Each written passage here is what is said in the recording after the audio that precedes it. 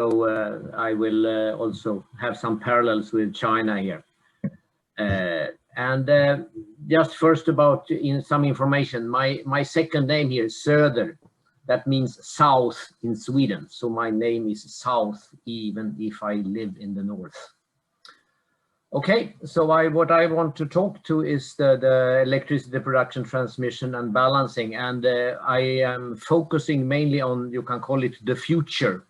One thing is what we have now, and the question is what we have in the future, because that is the challenge for all research and also for education, since the persons living today and studying today will, of course, work in the future and solve the problems of the future. Okay. So this is just what to have a background of what we are in reality studying, and that is that IPCC came with a new report here around a week ago. And this was a way it was presented in one of the daily papers in Sweden, and that is you have the global emissions of CO2, and it goes up here, and it's increasing continuously up to around, this is data from 2018. And if we want to keep the 1.5 degree, then we can continue on the same level of emissions that we had in 2019 or 2018 up to 2028. So this net zero, the question is what we are really talking about when we are setting net zero. And here are some, I don't think you see it below here, because it's in some countries have some kind of goals here, and Finland is here 2035, Sweden 2045, EU have 2050 and so on. So, but if we want to continue on the same level as what we are doing now and not increasing, but that is what we have done the last years, then if we want to keep 1.5 degrees, we don't have so much CO2 budget. So this is not ambitious at all, what we see here. Okay, so what are the solutions? There came a report here in May 21, what has exactly this title, Net Zero by 2050. So it's not so ambitious either. The question is how fast we go down to 2050. But this is what there came a report. And this is the first time you are really seeing ambition goals from IEA. They have more been, let's say, very much working with fossil fuels and so on. So if we go into the details, what they see as the future, because that has to do with, we have to solve the right problem when we are discussing balancing and transmission and so on. The question is for which type of system. It's not the question of building transmission, it's not that we have to build transmission from the production to the consumption. And that is, the question is where is the production and where is the consumption and so on, and how to balance this. So this is just to say something about the assumed cost development, because that is the ground for what they see as the future. Because the net zero means that we are not using coal power if we are not having carbon dioxide, CCS and this kind of thing. But if we look on what they see, so I just picked out what we see from Europe and what they think about the future from China. And if we look in 2050 here, that is what you hear here at the end, and that is LCOE, that is the cost for power per megawatt hour. In Europe, they assume, or they calculate, or estimate, or what you see, guesstimate, which is a nice English word, for solar, what they think here for 2050, you will have solar and offshore and onshore and offshore wind power will be significantly cheaper than, for example, nuclear, which is also a fossil-free system. And then you have CCS, where you carbon capture and storage, which is of course also an option if you want to get rid of the CO2. For China, they also think that solar and wind will be significantly cheaper. For example, solar power is just costing 25% of what you see for nuclear. So the really big possibilities here is solar and wind. What is important when you see solar and wind, but also nuclear, is that they produce electricity. And this means that the area where I'm active, electricity will be a significant solution. You see electric vehicles today, you are discussing fossil-free steel production. It uses electricity. So the fuels are very much transferred. You get a significantly solve the challenges of climate. So they resulting is that we will get a huge amount. Solar and wind today is what you see here. This is the light blue here and this color here, orange here. They are today, 2020, very, very marginal in the world. But if you see it for the future, they are going to be a significant part of the world, of the production. And then, of course, you come into the challenges. But how to manage that? Because it's not always windy, it's not always sunny, but we have to keep the balance in the power system. So that is what I will talk about now. So the solution for the future is very much huge amount of solar and power. This is the mean value for a year. But of course, if it's sunny, as you see here, when it's a huge amount, I mean, in the day it's sunny, in the night it's not sunny. So of course, then if this is the yearly mean value, then of course you will have, when it's sunny periods and you have the daytime, it will be nearly 100% of the use of power. So how to handle this? And then you come into the balancing issue. So this is what is happening. It's a huge amount of increase. And solar and wind power is, as I showed you earlier, it's extremely small amounts today, if you see it from the total supply point of view, but they are extremely increasing. And it's Asia Pacific, mainly China, that is increasing a lot of the solar and wind power. Europe is also increasing, North America also, but it's mainly the large increase is really in Asia Pacific. If we see the challenge up today, what is happening is that it's the renewable that is really increasing. They are coming. This is from the electricity production. The renewable is really the increasing part here. Natural gas is also increasing. Coal is decreasing the last years. Nuclear is also decreasing as a share. Also oil is decreasing, the green one here.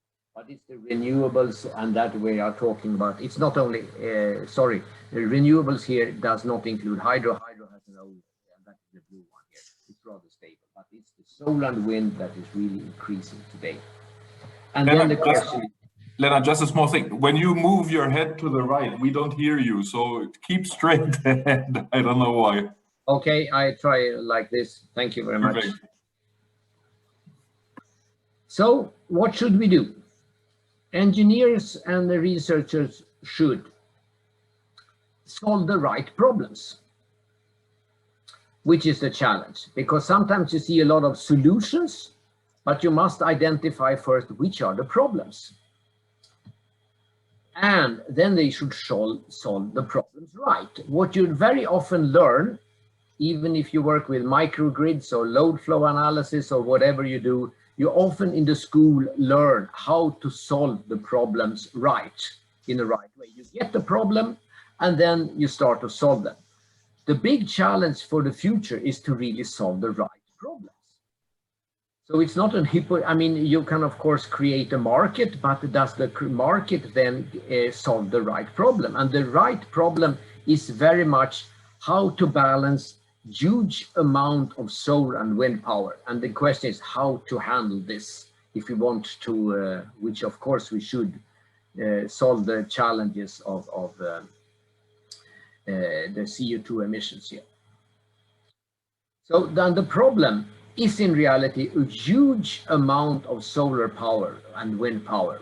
And then of course we will need in some way storage and flexibility, because it's not always windy. This is from my house where I'm sitting currently, since I'm Corona working at home, as many other ones in Sweden. It's less Corona, but still there is some. So I'm working from home today, and this is the roof I have now, but currently now I think it's only 10% of installed capacity, since it's extremely rainy in Stockholm right now.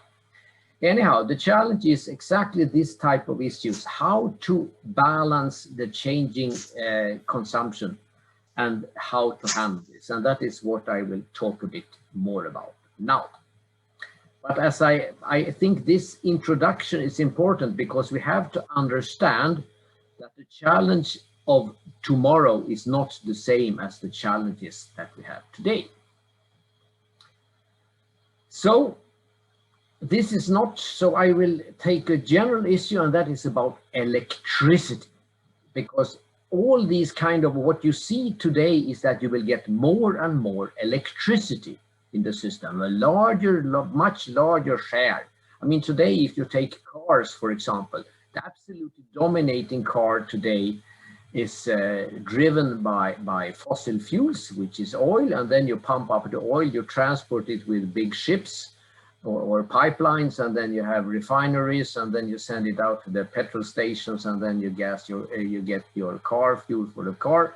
In the future, a huge amount of this will be a part of the electric system, which is of course a completely change of the system. So what is electricity?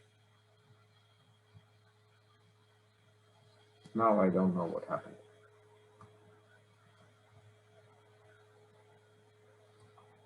Sorry.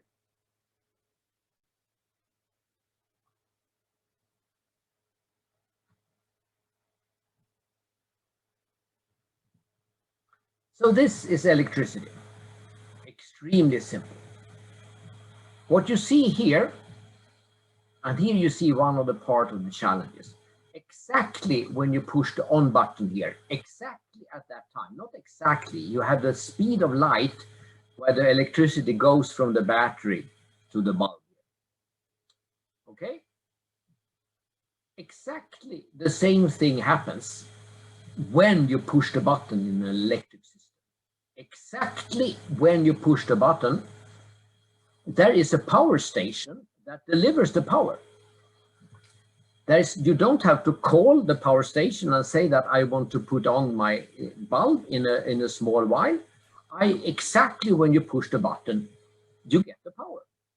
And this goes with the speed of light, which is of course very fast.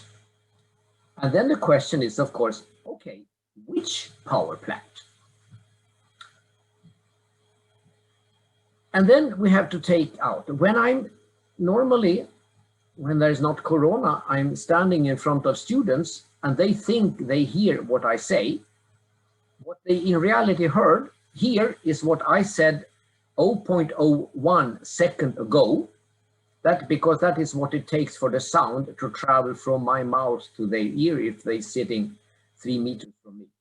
During that time, the light can travel, for example, from Madrid to Stockholm, which is 3,000 kilometers. The distance from Beijing to Shanghai is 1,000 kilometers. So it's 3 times that difference, that distance, the power can travel in 0.01 second. And then the question is, of course, I sit here in Stockholm right now, and when I'm putting on the bulb, which power, these are all the power stations in the Nordic system here. We have a huge amount of hydropower in the north part of Sweden. We have a huge amount of hydropower in Norway.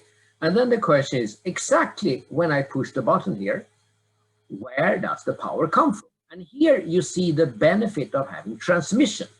Because if it's windy here in southern part of Sweden, or if it's windy in Norway, or if it's windy in the north part of Sweden, then I can push the button here and then I get the power from somewhere.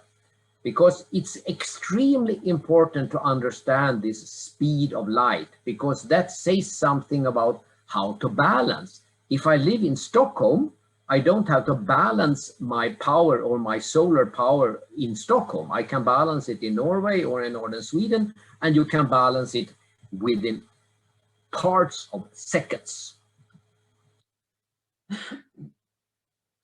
So when I push the button here in Stockholm, I can get it from North Sweden or I can get it from Norway. And how this works is a detail of how control, is a combination of control science and physics. So you have to understand control science, and you have to understand the basic physics of speed of light in order to understand it. I will go through this, and how much I have time to talk about that is decided by how fast I speak and the time. I have much more slides than I can ever talk to today. Or I can get it, and that is what is happening in reality, both from Sweden and Norway. And this is the interesting thing, because when we are talking about the speed of light, it can be that I sit here in Stockholm and I'm consuming exactly when I want. And then it may happen that there is some wind power in, let's say, southern Norway here. So when it's windy in Norway, I can consume in Stockholm, and I can balance that in northern Sweden in the hydropower here, when I have the wind here. And here you see the benefit. We are talking about this, the length of Sweden is, what is it for?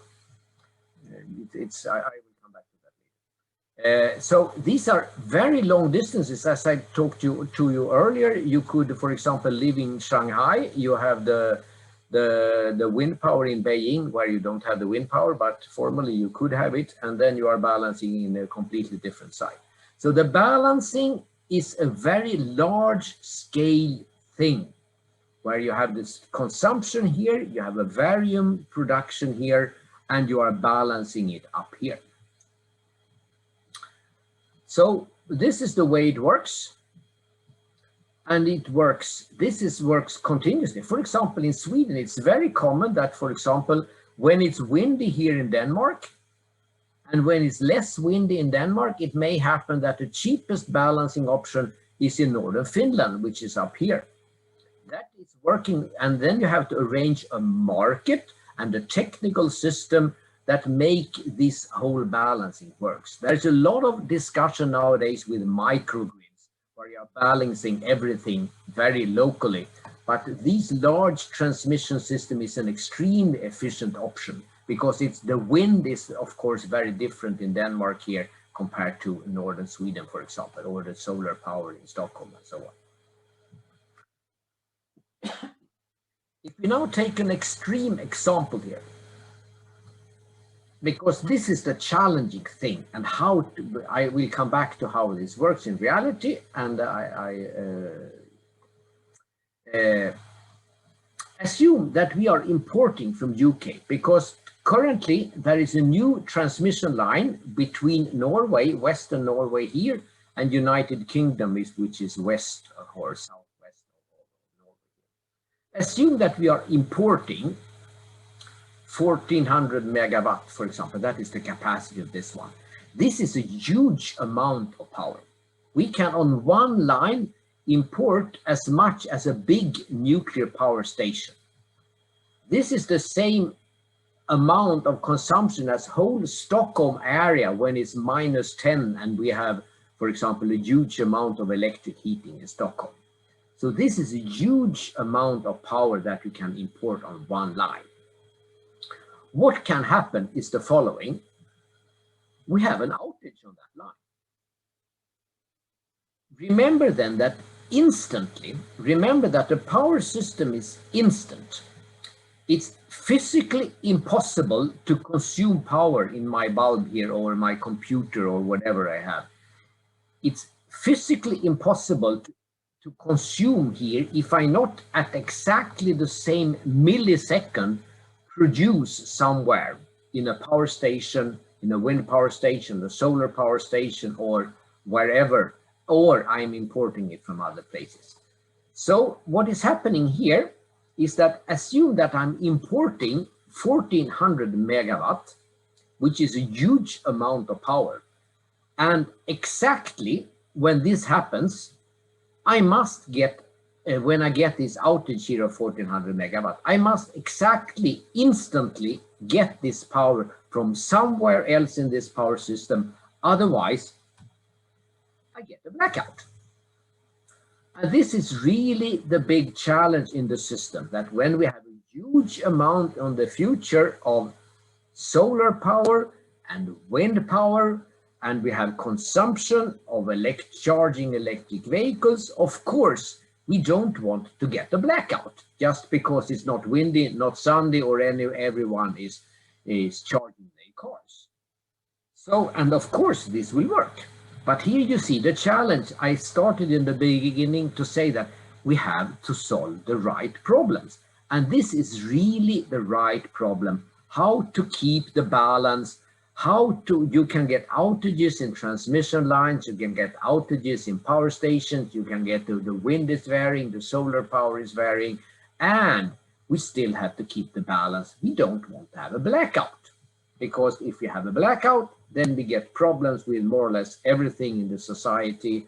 The shops are closing because they cannot run their security system or their payments, this structure or whatever. So the cities are closed down directly when we get a blackout. So of course we don't want this to happen, even in this completely renewable system. That is the challenge. So electricity, if we see that, that's what I'm talking about here. Electricity comes with the speed of light. That is one of the absolutely most essential things that we have here. The benefit of that is that you don't have to balance it locally, you can balance it somewhere else, but then you need transmission between the point where you are, the point where you have the production sources, for example, solar or wind power, and the site where you have the balancing, wherever you then have it. Electricity is then a transport system. Some people say that I have an electric car. You don't have an electric car. You have a transmission system and a battery which is based on electricity. But in reality, the energy source is where you got your power from. I was in a panel discussion some years ago, and in that panel discussion, I talked about wind power, and there was another guy, and he was from Volkswagen. The question was then they asked the guy from Volkswagen, why are you here in this wind power seminar? The guy from Volkswagen then said that, yeah, you know, if we have our electric cars, if they are fed from coal power, then from CO2 point of view, it's better to run our smart diesel cars, because that will result in less CO2 emissions. And here you come into the focus that an electric car is not in any way, from CO2 point, very good, nice, if the power comes from coal power. Then it's better to run a diesel car. So the question is that electricity is just a transport system. In Sweden, we have electric heating. It's not electric heating. It's wind heating, nuclear heating, or coal heating. That's why electricity is just a transport system. For each second where you consume power, you charge your car, you charge your cell phone, or whatever you are doing, the power consumption must be in each second met by power production. And power grids, that's why we're talking about this power system and transmission system. They makes it possible to use distant sources, which is of course very nice. Okay. So the challenge, and that is what I talked about, you have to solve the right problem. The challenge is that we have to keep a continuous balance. Exactly when you charge your car, or exactly you have to have a power that is producing that. And exactly when your wind power is decreasing, or you have a cloud in front of the sun, so you get less solar power, exactly, and when that happens, you have to get the power from somewhere else. How to handle that? And you have to keep enough capacity in your system when it's very little wind and solar. Also at that time, when it's very little wind and very little solar, at that time and that second, it doesn't matter if it's sunny 1 hour later or windy 1 hour later. It's exactly when you consume exactly at that millisecond or second you have to get your power. So you must have enough capacity for these situations. And then the question is, and that is a really big challenge of what we are discussing right now, and that is that when it's very windy and very sunny, do you really have consumption? I can say that some people say that, for example, okay, but it's very nice, you can charge your car at night. Then I just have to inform you that that is today. You already today, sometimes in Germany, where you have a huge amount of solar power, sometimes you have lower power prices in the day when it's very sunny. So in the future, with a huge amount of solar power, you should charge your cars in the day, not in the night. And then the question is, perhaps you don't have your car at home when you are in the day. So perhaps in the future, the big issue is that you should charge your car in the middle of the day. And then the question is, how is that happening? So we really have to think about solving the right problem. And the right problem today is to charge your car in the night when it's not so much other consumption. But in the future, the question is charge your car when it's windy or sunny. How to handle that, since it's volatile power system, change things. Okay, so this is what I will talk about. I have already started. I used half of my time. See how much I will have the time to talk about. So I will talk about the aim of the power system. I've already said some small things about it, some teasing things, but I will talk about some more details. And some parallels between China and Europe I will talk about, and balancing and so on, and wind power impact. Okay, so the aim of the power system. Why do we have all these transmission lines? The question is that you will want power when we are pushing the button. Push the button, charge your car, charge your phone, charge your whatever, computer. The issue is that exactly when you connect your thing, whatever it is, you want to have a production, and you need the production. And exactly when you do that, when you connect, you have to have a production. But you can also see it opposite way. Exactly when it's windy, I send out my power. Exactly when it's sunny, I send out my power to the grid. And exactly at that second or millisecond or hour, exactly then you have to have a consumption. You always have this instant consumption, instant balance between the total production and total consumption. So exactly when you are changing your consumption, you're changing production, or exactly when you are changing your production, you need some kind of balancing in the system. But in addition to that, you need an acceptable voltage. You need to have, in Sweden, we have 230 volt. I think it's, I don't know if it's how it is in China. If it's, I think you have the European standard. So you need to have an acceptable voltage, no matter what, if you are charging whatever, the wind is changing, solar power is changing or whatever. And then, of course, you need a realistic reliability. You can never have 100.00000% reliability. That is extremely expensive. So the question is how to do this in a realistic reliability from an economic point of view. You don't want to spend all your money in the society to the electric power. Perhaps you want some hospitals and schools also. Anyhow, but then, of course, which is the basic of everything, you have to do it economically and sustainable. Of course, you have to do that.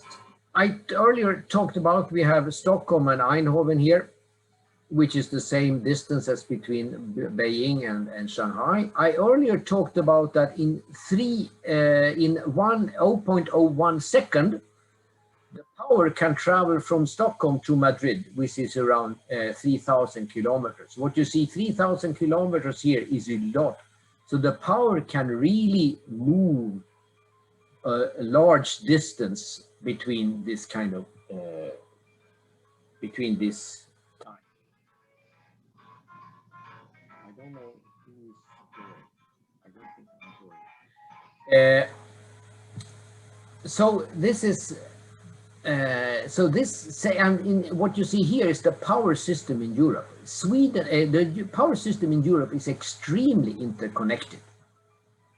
We have an integrated market, so you can, for example, sell power. You can buy power in Sweden, and the market, the price for the power in Sweden, in Stockholm area here, is totally linked to both UK and the whole Nordic market here, or the Nordic market, and also its linked price to the European market.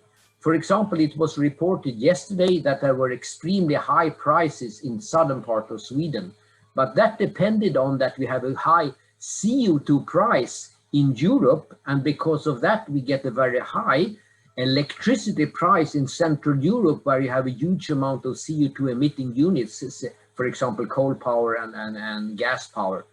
And because of the high CO2 price in Central Europe, we get a very high price in Sweden, although we don't have any coal power and extremely little gas-fired power in Sweden.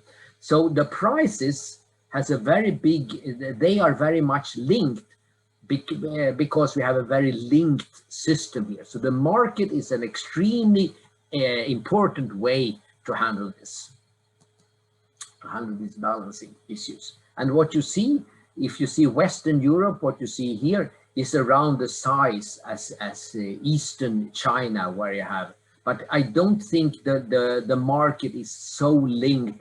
And what I have understood, the Chinese system is not as strongly linked as the European power system, at least not yet.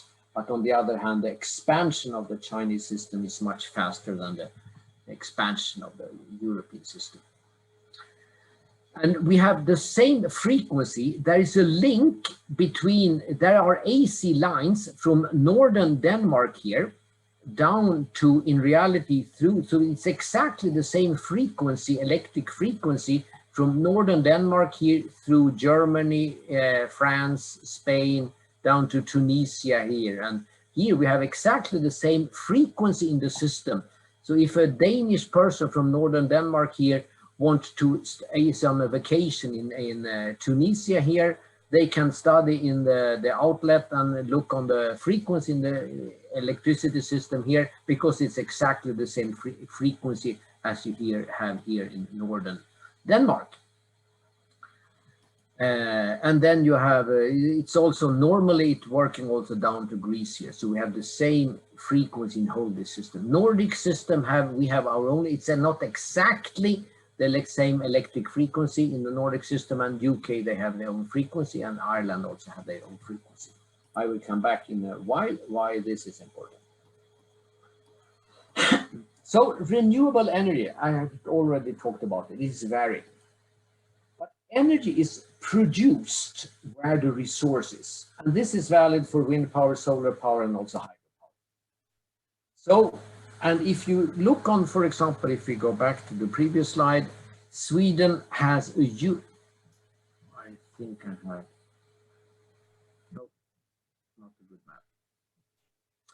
map. Sweden has a huge amount of transmission lines from northern part of Sweden, where they had the hydro, to the southern part of Sweden, where we have the consumption. So renewable energy systems, and this is completely different to nuclear or fossil fuels, because the fossil fuels, you can produce them in Saudi Arabia and then you transport them to China. For the coal power, you can have it in where you have the coal mines, and then you transport them with trains, for example, or boats. You can transport the coal over very large distances. But electricity is generated exactly where you have the plants. So then you have to transport the power with electric lines if you have hydro, wind, or solar power. For example, in China, you have the huge resources of wind and solar is up here, which is a very big difference compared to Sweden, to Nordic system, the European system. In the Europe system, we have solar power is mainly down here on the south. It's very much sunny here. What I understand from China is very different, that it's of course more technically more sunny in the southern part here, than in the north, but on the other hand, you have much more clouds down here than you have up here. So the large solar potential is really here, and you have the Gobi Desert here also, more west. And then you have the wind is also here. So you have a lot of wind power here. So you are producing a huge amount of power up here, and then you want to transport it south. Here we have the solar power is here and in Northern Africa, and then they have the wind we have more or less everywhere, but it's not windy all the time. So the energy is produced by the resources, and the energy then has to be transported. And that is why companies as ABB and Siemens, they really love renewable energy, because then you need transport systems. You need transmission lines, because you have to transport the solar and wind power to where you have the consumption. And then you have the energy inflow is varying, and because of that you need some kind of storage or flexible solutions. I will take one example. We have Sweden and Norway. We have a huge amount of hydropower. We have storage also in the Nordic system, but of course we don't have storage. We have a huge amount of storage, but that is not taking everything. What we are doing, the difference in inflow, the Nordic inflow can change 86 terawatt hours. This is double as much or more, nearly 3 times more than the yearly consumption of Denmark. And that is the changes between a wet year and a dry year. How do we handle that? The way we have handled that in the Nordic system is to have a huge amount of interconnection. So when we have a huge amount of hydro here, we sell it to the other countries here. We sell it we export it to southern Finland, to Poland, to southern part of Sweden. And what we have done historically is that when we have an extremely dry year, we are importing from these countries here. So that is, so just because you have a variation here, you can solve it with storage. We have a huge amount of hydro storage, but we can also handle it by having transmission to other areas. And that is what we have handled it. And that is also very much of the discussion in wind power, because wind power, when it's extremely windy up here, we can export. And when it's not so windy, we can import. And on the other hand, when it's very windy in Germany, for example, down here, they can export the wind power to other regions, or when it's not so windy, they can import. So, and that means, of course, that we need more transmission.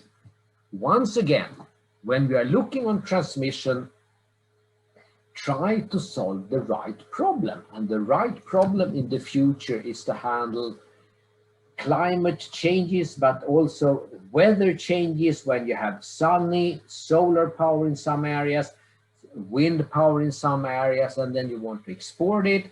And when it's not so windy, you want to import it. So this is one of the really big challenges, how to get a rational transmission system in Europe or China or wherever you are in the world. What is the time? 10 minutes more. So the challenge is keep the balance. And electricity in itself cannot be stored. You can transfer it to, for example, hydrogen. You can transfer it to battery energy, or in some way you can, but then that is more an electricity transfer to other media. But the electricity in itself is not stored. You can store it in supercapacitors, or also in some in induction, but that is much less energy in reality.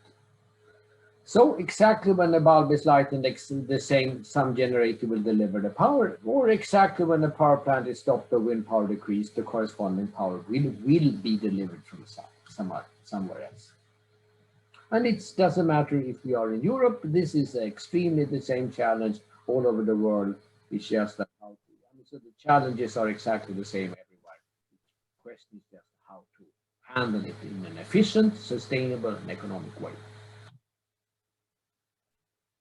Okay, I will just take a very small technical part here about how this works in reality, and also say something about how the challenge will look like in the future.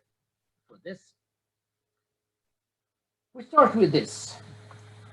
This is a generator. A generator is in reality a magnet that is turning around. So you have it in the north and south here, and this one is turning around. This is a standard generator which is turning. This is what you have in wind power, nuclear power, oil, coal power, or whatever. You do not have it in solar power, where you have in reality a converter instead. That is changing the DC, the DC power to other power. But this is the standard way that all, I can nearly say 100% of the power systems in the world are working with some kind of generators that are driven and they are turning around. And because of that, then you get these AC power. So when this one is turning one turn, then you get a certain frequency here in the system. So depending on this speed, you get a certain frequency. And what you see here, this is a so-called synchronous machine. What you see in this type of machine is that you have an absolutely proportional between the speed of this one and the frequency here. If this one is turning 1% faster, then you will get the frequency which is 1% faster. This is rather important.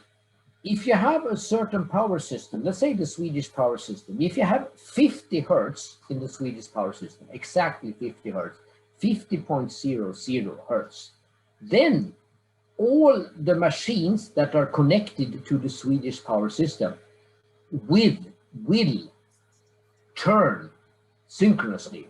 It's absolute. If you then put extra water on your hydropower station, it will not turn faster.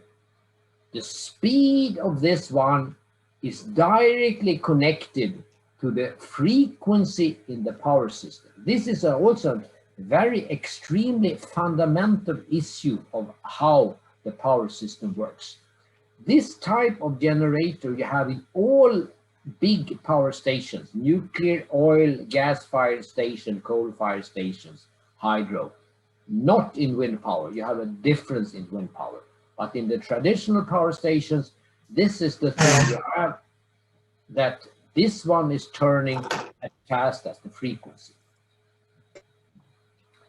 I will end 10:02, and in 5 minutes I will answer questions. Okay, so what you see is that in the traditional way system, you have a specific speed of this rotor, because this is the rotor you have in the generator. This rotor is turning around, and then you get a certain frequency. So assume we have a simple example here. We are consuming 10 megawatt here, or 10, and then we are producing 2 from the wind power station, and then we get the rest, 8. The question is, what happens if suddenly the wind power stops producing? It's not windy, or suddenly it's not windy, or it may also happen that you get an outage in the line. So the question is, what happens? Here we get the problem. You still consume 10 here. So exactly when you get an outage here, you still consume exactly 10 here. This happens in milliseconds. So in this type of generator, which is the standard what they have today, exactly you go from here, you have 8, you produce 8 here, you send out 8 to the system, exactly when the power, you get an outage here, exactly at that millisecond, you suddenly send out 10 from this generator. This is exactly what happens if you have a huge amount of generators, then they will share this extra thing. Okay, what happens? What happened here? This is the absolutely most fundamental issue in the power system, and when this doesn't work, you get a blackout. What happened? You suddenly consume 10 here, you get 10 here, but you still produce 8 here. Okay, where did you get the extra 10 from? The extra 2. You got it in reality from the so-called inertia. The inertia you have in that you have a turbine here, which is extremely heavy. This rotor is turning around here. This is also heavy, it's metal here. So this whole system is turning around here. You suddenly got this extra 2 you got from the inertia. That is the way you keep the balance in the system today in nearly 100% of all power systems in the world. Not if you have a DC system with only solar power or DC, then it works in another way. So what is happening? You are taking out power from the inertia. What is then happening? If you are taking out, you are using the inertia, then the rotor will slow down. And that is exactly what is happening. Because of that, the frequency will change in the system because there is a direct link between these rotor speed and the frequency in the system, as I showed you earlier. So the energy is supplied from the inertia, and the consequence is that you get the lower speed and you get the lower frequencies. The frequency is decreasing when the speed of the rotor is decreasing. So what you do is that you are then measuring the frequency, and because of that, the frequency is always changing in all systems. It's not exactly 50 hertz all the time. It's sometimes 49.9 or 49.95 or something. And then what you are doing is that you are looking on this one, and then you are controlling the production, and then you are in reality controlling the 8 here, and then in a while you suddenly have 10 here, and then you have balanced. So what happened is that this is the control issue that is working in the power system, and this is the way you are keeping the balance. But here we have one of the bigger challenges. How will this work in the future? In the future, you do not have this kind of machines because you have wind power. Solar power don't even have a rotating machine. They have only a DC. This is one of the bigger research areas that you are seeing today. How to handle this whole system when we have a huge amount of wind power and solar power. That is one of the really bigger issues in the research today, because the challenges of the future is that we will not have we will have hydropower in the Nordic system, I think, and in most parts of the system that will be kept. But the bigger rotors that you currently have in mainly coal power and gas power and so on, they will be very much replaced with other kind of technologies in solar power and wind power. And then the question is how to keep this instant balance in the system. Then I have 50 slides more, but that's why I will take later. So now I will answer questions. Were there any questions or anyone handling this? Perhaps there is a chat. Sorry. Thank you very much, Leonard. I just wanted to say before we have questions. So yes, we have the chat usually as question reservoir, so to say. So there's a first question coming up to you, Leonard, that says, rather than maintain the frequency of the grid, could we use power electronics to convert it at the user side? Yes, of course you can. That is not, so the frequency in itself is not a problem. If we have 50 hertz or 45 or 55, that doesn't matter. That is not a problem. The problem is that a stable frequency means that we are not using the power from the rotor. Remember that it's the stable frequency that is important. If we have not a stable frequency, the level of the frequency doesn't matter so much. The problem is that if we are using energy in the rotor here, then the frequency will change. And of course, if the frequency just decreases, then it will go down to 0 hertz. But that the problem is not the frequency in itself. The problem is that then we are stopping all the rotors. So then we are not producing enough. No, the question was maybe like this. do we need frequency stability in the grid? Maybe that's the question. Why can the frequency not be free floating? No, we can technically, from the consumer point of view, it's absolutely no problem. I mean, because it's very often in the consumption side that you are, for example, if you have a bulb, I mean, it doesn't matter if you have AC or DC for the bulb, or if you have a, it's very often that, for example, when you feed a computer, you start to rectifying the AC. So the frequency is completely uninteresting. The frequency is mainly an important issue to keep the balance, as it looks like now. It's a measure, it's a way, as I said here, that what you see in this slide that I show now, that you are measuring the frequency. Why you are measuring the frequency is that a change in frequency is an indication for that have happened something in the past. We have a problem. We have a decreasing wind, a decreasing solar power, outage in the line or whatever. And then we don't see that. The only thing we see today is that the only thing we can measure is the frequency. Exactly. Yes. So the frequency tells us that there is something unbalanced in the power system. Yes. Exactly. So there's another question in the chat. In your view, with a power system based on VREs, is it going to be possible to balance the system only with battery and pump storage without any thermal generation? I don't think that, I mean, at least I mean, pump storage, if you see the capacities you have of pump storage is extremely small today. Let's say you have, let's say 3 days in a row with no wind. If you need to have pump storage to handle that, you need a really huge amount of pump storage, and the reservoir for that must be huge. So I think you then have to start to look on, let's say, the energy possibilities that you have here. So I think that, for example, if you take a country that's Germany, for example, let's say Germany is going towards, let's say, an isolated Germany, take one example. There you have a huge amount of wind power, but then you have a huge amount of solar power, but the pump storage is extremely small in Germany. So, I mean, and then you have batteries. And then, of course, if you can have, the question is really here, the benefit of batteries is that you have a very high efficiency in the batteries.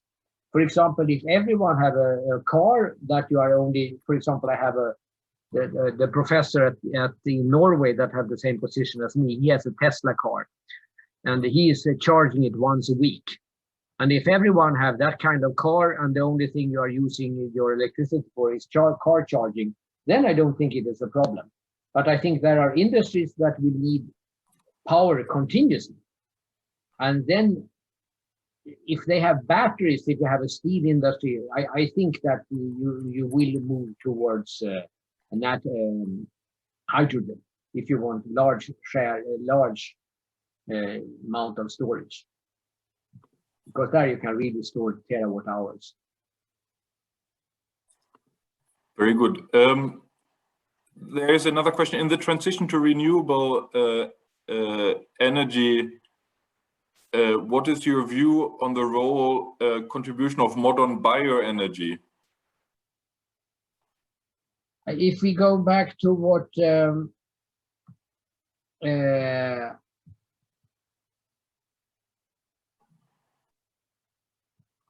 if we see what IEA stated, their forecast, I had that in the beginning, their forecast was really high shares here. Yep. They had in their vision, they had more than liquid bioenergy, more than solid bioenergy. So these green things here are bioenergy. And the background for that, I don't know.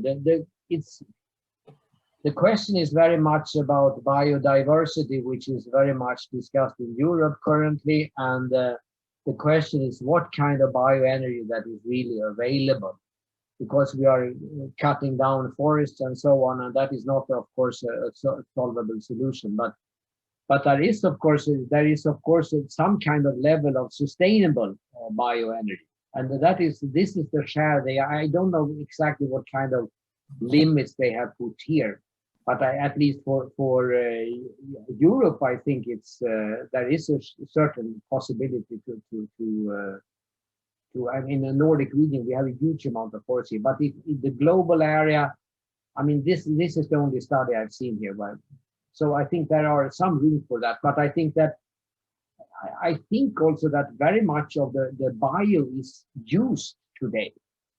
On the other hand, I think that a lot of the use today is, and that is a changing structure in the paper industry in Sweden, that traditionally in Sweden we have had paper that is used for daily papers, and that is very much today replaced with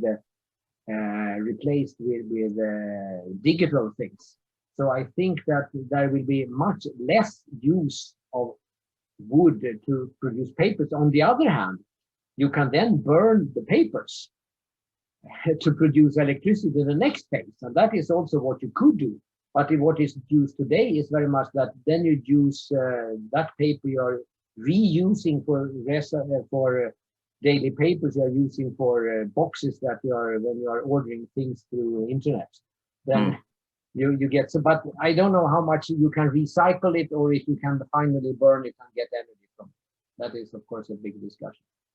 Let's have the two more last questions that I see here in the chat. First one is pretty straightforward. Why is the cost per megawatt so different between China and Europe?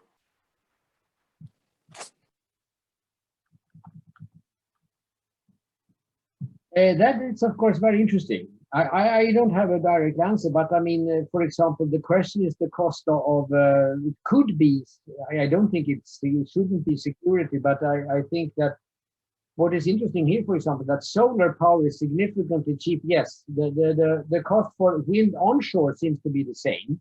And offshore is around the same, slightly higher in China. I think it probably depends on the depth.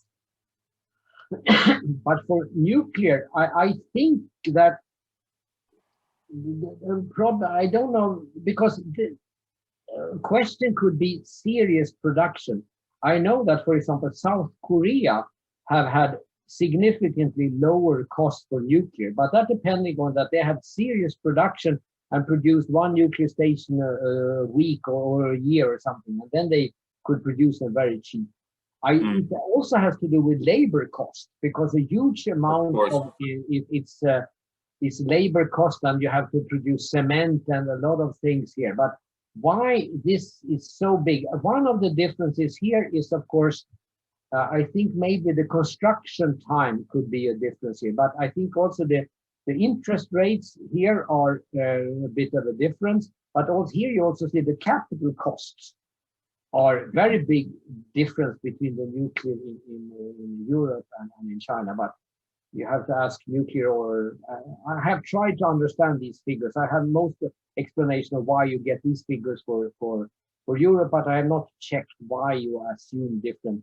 But it's mainly the investment cost that is very different here.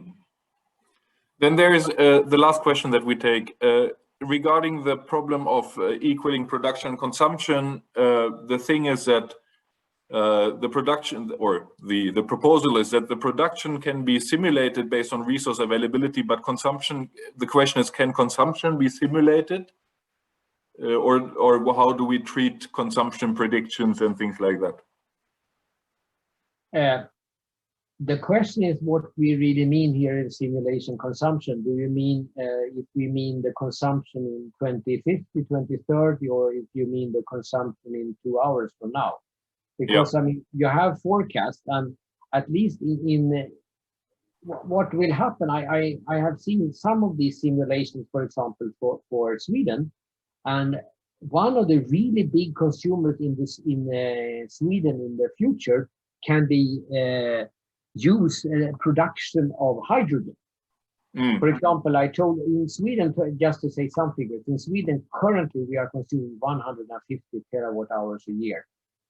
In some forecast, we will consume 70 terawatt hours more just for hydrogen production, hydrogen use in the industry in the future.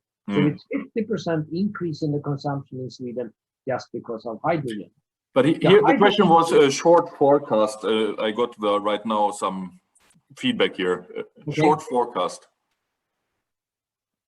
Of course, you can forecast it. The question is just how accurate it is. And it's never perfect. And that's why you need frequency control in some way.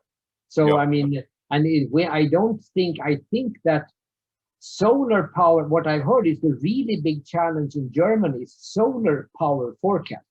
And the reason is that in southern part of Germany, you can have mist in the beginning of the day. And then the question is when the mist disappears because of the solar power is coming up, and then you can get gigawatt extra production from solar power just because suddenly the air becomes transparent. And then the question is in which quarter will this happen? So I'm not so sure that solar power is always so perfectly to forecast. I heard from Germany that when they got a huge amount of solar power, some people in the power industry said that the solar power is much more complicated than the wind. Because wind, you have different winds in different areas, so they are not 100% correlated. While solar power can, because of this problem with the mist in the morning, can be much more correlated, so you can get bigger challenges with solar power in large areas. But what we can say, there is nothing that can replace frequency control in order to balance the system in principle. You need some kind of control, certainly, but you can do it and especially with both. I mean, you have on the other hand with more batteries and more hydrogen, you get extremely much more possibilities to handle it. For example, in Sweden, we have electric cars that are connected. The charging of electric cars are connected to frequency control in Sweden. So we have and we have a market for that. So we have a huge amount of things are happening. Lennart, thank you so much. I think we could listen to you all day, and I also have a lot of questions, but unfortunately we need to move on. And we have other experts also talking about their topics. But thank you so much. Okay, it was a very good introduction for us. Thank you. And I will send the slides will be available. I will send them to you, Björn, and then very good. We will send them out afterwards. Thank you. Bye-bye. Bye-bye, Lennart. The next speaker is from China. I hope we have him online.